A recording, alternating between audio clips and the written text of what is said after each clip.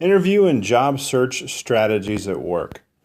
So I'm on to like a new idea, right? So for instance, recently I changed my resume and it's kind of interesting. I have a lot of good feedback from it actually. So one of the recruiters told me, they said, your resume has a lot of stuff in it, right? It has, SharePoint and all that, right? And SQL and your backup stuff and your other things, your GitHub, your podcast, and all that.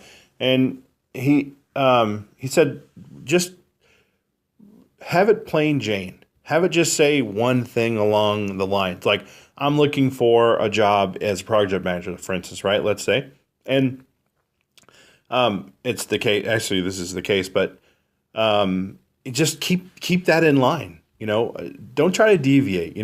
Like sure, I know a little programming, but leave that off your resume. You want to tell he goes, you want to tell a picture like I'm constant with what I'm learning.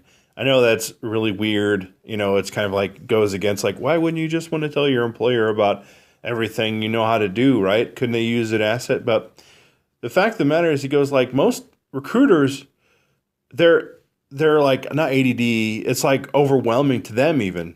And so like, oh, and what happens is, he said, when recruiters see a bunch of stuff in your resume, that's like, oh, you're a network guy, you're a SQL DBA, you're all this, and they don't know where to place you, and they don't know like, okay, so they're confused. Basically, is what he said.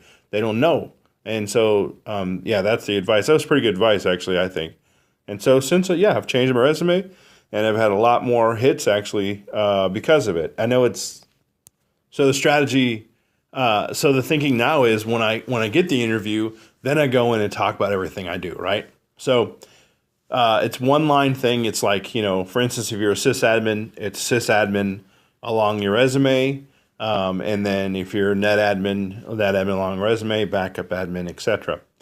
And then when you get the interview, then you talk about what you're doing on the side. Then you demonstrate you have these other skills. And that gives a good opportunity for them to say, oh, okay, well, I know these other things. I just didn't put on a resume, and wait for them to ask you that question, right? What other skills do you have, and this, and that, and the other. And that it gives you time to just talk about yourself a little bit.